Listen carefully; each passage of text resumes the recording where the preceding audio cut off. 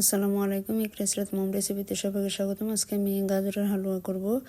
আর গাজরের হালুয়াটা কিন্তু ইফতারের সময় ভালোই লাগে খেতে, সেজন্য আপনাদের কাছে রেসিপিটা শেয়ার করতেছি। আমি ইফতারের আগে এটা রেডি করেছিলাম, এটার সাথে রুটিও করেছিলাম। এখন আমি ঘি দিয়ে দিতেছি। চুলায় একটা প্যান বসিয়ে দিয়েছিলাম, প্যানটার মধ্যে ঘি দিয়ে দিতেছি। আর ঘিটা কিন্তু আমার হোমমেড বানানো। আমার এই রেসিপিটা কিন্তু দেওয়া আছে আমার চ্যানেলে। দেখেন ঘিটা আমার একটু নেড়ে চেড়ে গলিয়ে নিলাম। এখন আমি আস্ত মশলাগুলো ছেড়ে দেবো গরম হয়ে আসলে। দেখেন আমার ঘিটা কিন্তু গরম হয়ে আসছে। এখন দিয়ে দিলাম একটা তেজপাতা, তারপরে 2 টুকরা দারুচিনি, আর এখানে দিয়ে দেবো এলাচ, 4-5টা এলাচ দিয়ে দেবো। আর এলাচগুলো আমি মুখটা একটু ফাটিয়ে নেব। দেখেন মুখটা কিন্তু আমি ফাটিয়ে নিতেছি। এখন সব এলাচগুলো দিয়ে দিলাম। দেখুন আস্ত মশলাগুলো ভেজে নেব। ভেজে তারপর এখানে আমি গাজরটা অ্যাড করব। দেখেন আমার আস্ত মশলাগুলো ভাজা হয়ে গেছে। এখন আমি গাজরটা অ্যাড করে দিতেছি। আর গাজরটা কিন্তু আমি গ্রেটার দিয়ে গ্রেট করে নিয়েছিলাম। এখানে আমার বড় সাইজের 3টা গাজর ছিল। গ্রেটার দিয়ে গ্রেট করে নিলেই ভালো হয়। আর আপনারা যেটা দিয়ে ইচ্ছে ওই গ্রেটারটা দিয়ে গ্রেট করতে পারবেন। চিকন করলে চিকনও করতে পারবেন, একটু মোটা করলে যে যেরকম পছন্দ করেন সেরকমই করতে পারবেন, কোনো সমস্যা নেই। আমি একটু চিকনটা দিয়েই করেছি, কারণ চিকনটা দিয়ে করলে আমার কাছে ভালো লাগে। একটু গাজরের হালুয়াটা একটু মিশলেই আমার কাছে ভালো লাগে। এখন কিন্তু আমি দুধ দিয়ে দিলাম, ফ্রেশ গাভীর দুধ। এখন এটা একটু সিদ্ধ করে নেব দুধের সাথে। সিদ্ধ করে তারপর আমি এখানে বাকি উপকরণগুলো মিশাবো। দেখেন আমার দুধ রাতে কিন্তু বলক এসে গেছে। আর এই পর্যায়ে কিন্তু গাজরের কালারটা কিন্তু একটু অন্যরকম হয়ে যাবে, কারণ দুধ দিলে ওই কালারটা আর থাকবে না, একটু সাদা টাইপের হয়ে যাবে।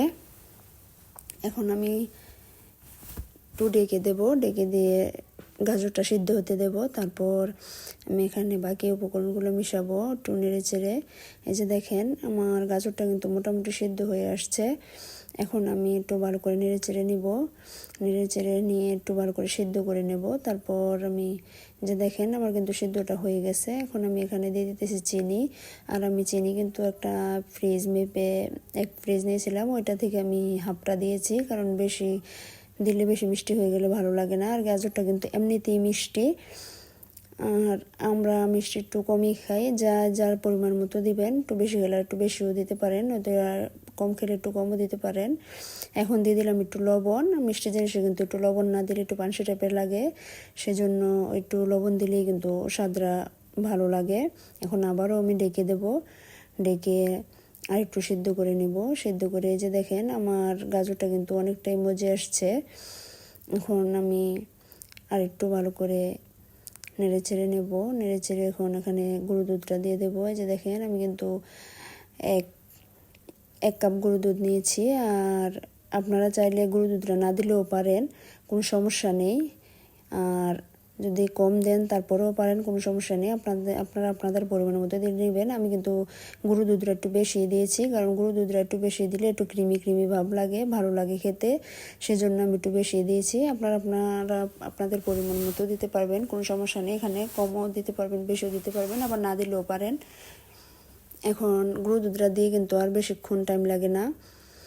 আমি এখন বাদাম কুচি দিয়ে দেবো। দিয়ে দিতেছি কাজু বাদাম কুচি। তারপর দিয়ে দেবো আমি পেস্তা বাদাম। আর পেস্তা বাদামটা কিন্তু আমি একটু সেঁচে নিয়েছি মিশার জন্য। এখানে কিন্তু আমি কুচি করে দিইনি। দেখেন এখন এগুলো মিশিয়ে দিলাম। মিশিয়ে একটু নেড়ে চেড়ে একটু শুকিয়ে আসলে আমি উঠিয়ে নেব। আর আপনারা যারা আমার চ্যানেলটা সাবস্ক্রাইব করেছেন সবাইকে অসংখ্য অসংখ্য ধন্যবাদ। যারা সাবস্ক্রাইব করেনি প্লিজ সাবস্ক্রাইব করে দিবেন, লাইক করবেন, শেয়ার করবেন। আর আমার রেসিপিগুলো যদি আপনাদের কাছে ভালো লাগে তাহলে নোটিফিকেশন অন করে দিবেন, তাহলে আমি ভিডিও আপলোড করার সাথে সাথে আপনাদের কাছে পৌঁছে যাবে, আপনারা দেখে নিতে পারবেন। দেখেন আমার গাজরের হালুয়াটা কিন্তু শুকিয়ে আসছে। এখন আমার গাজরের হালুয়াটা কিন্তু হয়ে গেছে। আমি এখন উঠিয়ে নেব, উঠিয়ে সার্ভ করে আপনাদেরকে দেখাবো। দেখেন আমার গাজর হালুয়াটাকে এরকম হয়েছে, একটু ক্রিমি ক্রিমি কিন্তু লাগতেছে। আর গরুর দুধটা কিন্তু একটু দলা পেকে আছে, এটা মুখে লাগলেই খুবই ভালো লাগে। আপনারা আমার রেসিপিটা ফলো করে এভাবে বানিয়ে খেয়ে দেখবেন, তাহলে আশা করি আপনাদের কাছেও অনেক ভালো লাগবে। আর আমার কথার মধ্যে কোনো ভুল ত্রুটি হলে প্লিজ ক্ষমা দৃষ্টিতে দেখবেন। সবাই ভালো থাকবেন, সুস্থ থাকবেন। আসসালামু আলাইকুম, আল্লাহ হাফেজ সবাইকে।